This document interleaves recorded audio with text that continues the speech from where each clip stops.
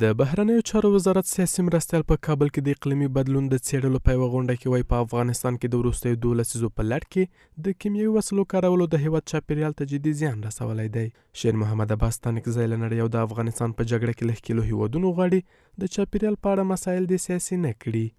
هغه مضر بمونه او کیمیاوي وسایل اسلحې باروتونه چې دوی دلته استعمال کړل متاسفانه چې تر اوسه پورې هم آثارو دغه لیدل کېږي چې په اکثرو منطقو زموږ په مینو باندې لړلي دي چې زموږ اوس هم دغه نسل چې دوم نسل دی اوس هم آثار په دوی کې لیدل کېږي.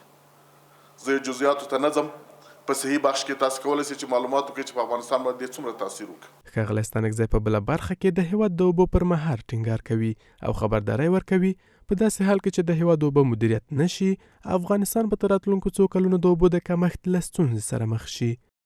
تاسو وینئ چې په ټول افغانستان کې کومه سطحه د اوبو چې موږ هغه ورځ په ورځ ټیټیږي او افغانستان د اوبو له کمبود سره مخامخ دی. که موږ خپلې اوبه مهار نه کړو، موږ خپلې اوبه کنټرول نه کړو او داسې بې کنټروله روانې وي نورو خواو ته، دا به زموږ په زیان تمام سي. موږ به یو ورځ داسې یو وخت به په موږ راسي چې بیا به موږ په ټول افغانستان کې د څښلو اوبه نه لرو. د چاپیریال ساتنې ملي ادارې عمومي مدیر هم وايي اقلیمي بدلون یوه نړیواله ښکارنده ده او هغې سره د مبارزې لپاره ګډو اقداماتو ته اړتیا ده.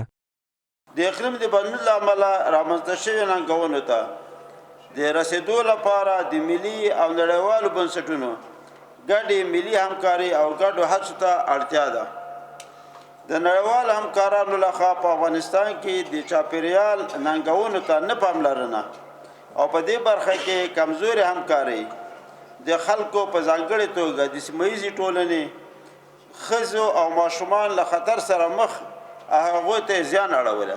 باید تحریم ها برداشته شود، محدودیت ها از میان برداشته شود تا نهادها و مؤسسات به راحتی بتونه با ادارات مختلف ما از جمله اداره ملی حفاظت از محیط زیست همکاری همه جانبه داشته باشد و در نقل و انتقال پول با مشکل روبرو نشود.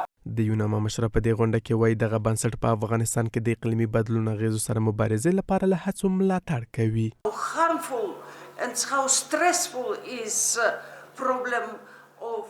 زه ژمنه کوم چې یوناما د اقلیمي بدلون له اغیزو سره مبارزې لپاره له هڅو ملاتړ کوي. یوناما هوډ لري سکالې په افغانستان کې د اقلیمي بدلون په اړه ملي او نړیوالې غونډې ترسره کړي. افغانستان که څه هم د ګلخانه‌ای ګازونو په تولید کې هیڅ رول نه لري خو د اقلیمي بدلون له اړخه شپږم زیانمن هیواد شمیرل کیږي.